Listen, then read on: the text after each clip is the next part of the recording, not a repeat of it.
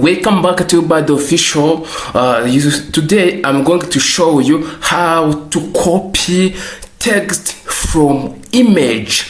You see, this is an image, and here you cannot copy anything. Yes, you cannot copy something or this text or not this image. So I'm going to show you the trick you can use. Only the shortcut you should do. Press on your keyboard and then copy that text. So let's start.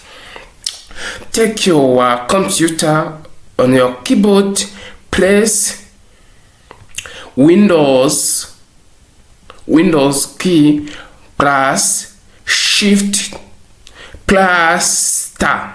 Yes, plus star. When you press star, you get area to select. Yes. T. You see here, we are going to select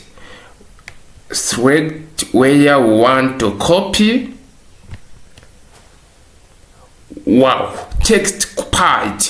Then paste here. Yes, Control plus V. This is our text.